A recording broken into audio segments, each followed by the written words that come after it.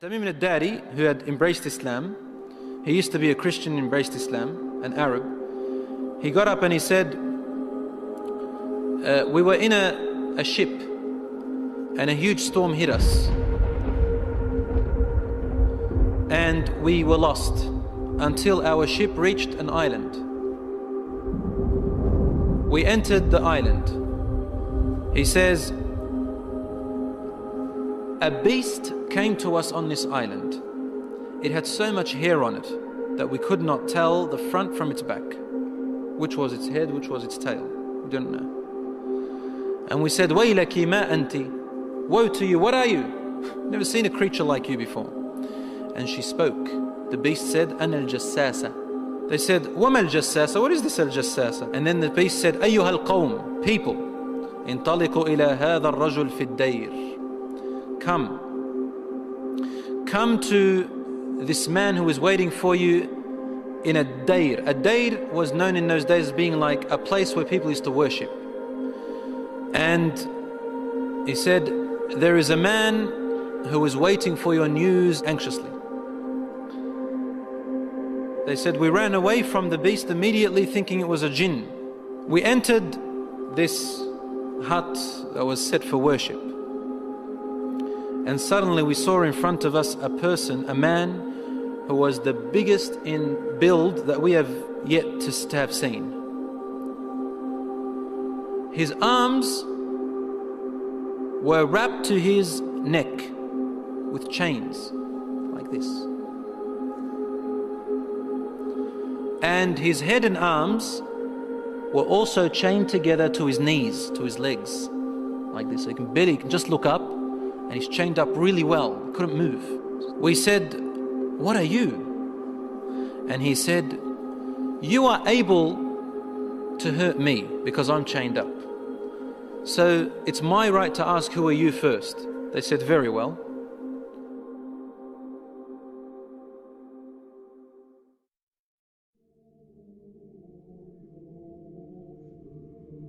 We are people from the Arabs. We set sail in our ship and a storm hit us until we became lost and landed on this island. We came to this island and we found this beast that came to us that had so much hair on it, and it led us to you. They said we got afraid of this man and we didn't feel safe around him.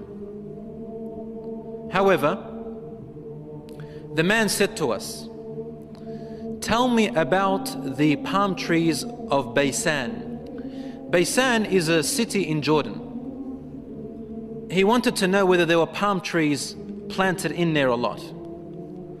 We said, what do you exactly want to know about Baysan in Jordan? He said, I ask you, are there more palm trees and have they be filled with dates or not yet? They said, yes, it is full of palm trees and full of dates. More than many other places in what we know. He said, soon its palm trees and dates will become scarce. Will no longer give fruits. Today, really, in Jordan, dates are scarce now. It used to be in history, abundance. Now listen. He said, now explain to me about Buhayra Tabariyya. You know what Tabariyya is? Which ocean, which sea that is? Okay, the Tabariyya Sea. It's also close to Sham. They said, what do you want to know about it? He said, does it have water in it? They said, yes, there's lots of water. He said, soon its water is going to go away. It's not going to exist anymore. And truly today, the water has gone drier than before. Then he asked them, he said, tell me about Zaghar fountain. Zaghar fountain, probably about 3 days journey if you wanted to walk away from Jerusalem, Bayt al-Maqdis, that's where that fountain is. So basically in what we call Israel today. They said, what do you want to know about this fountain? He said, well, is there a large fountain and do people plant a lot of vegetation around it and it gives a lot of water yet? They said, yes, it's got a lot of water and its people plant a lot.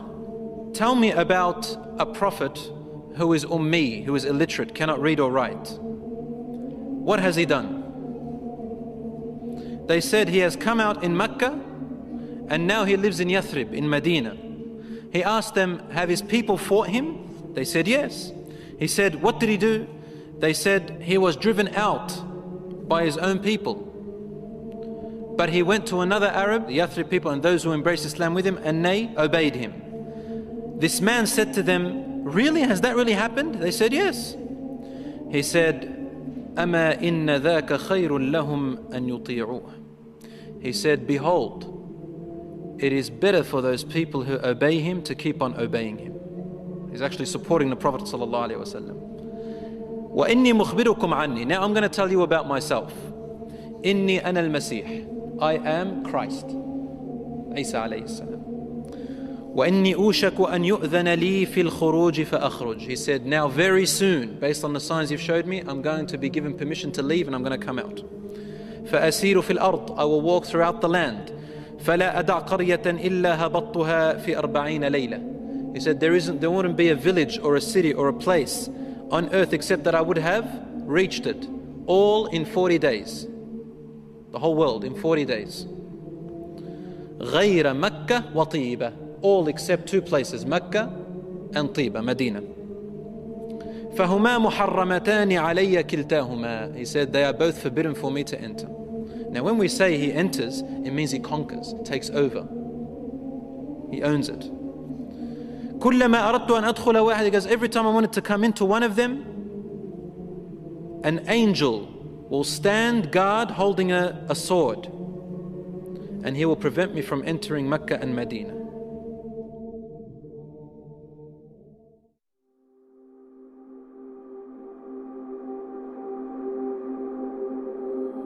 Al-Rasul sallallahu alayhi wa sallam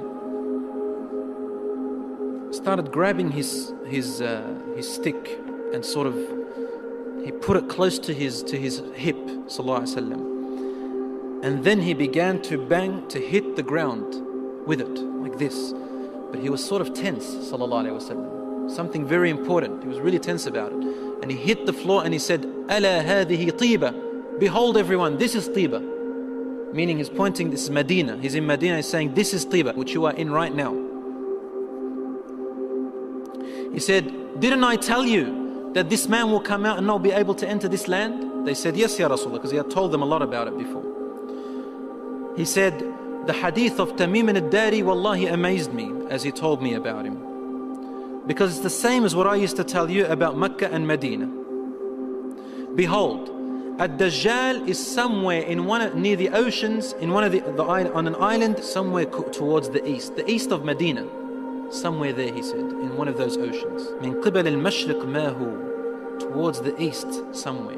So even the Prophet ﷺ doesn't know exactly where he is, but in that direction. So he's close to the Middle East at the moment.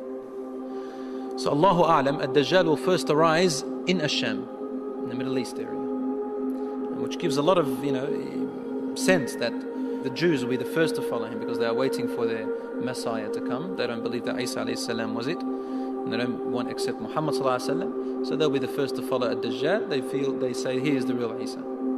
As for the Christians, they believe in the coming of Isa alayhi salam. Because they've mixed up their scriptures, they will think that this is the man. And because he will say, I am Isa, they will ask for him alayhi salam, they will ask for miracles, and he will do these miracles. Some of them won't be convinced. See, afterwards he'll say that I am God. Ana ilahukum.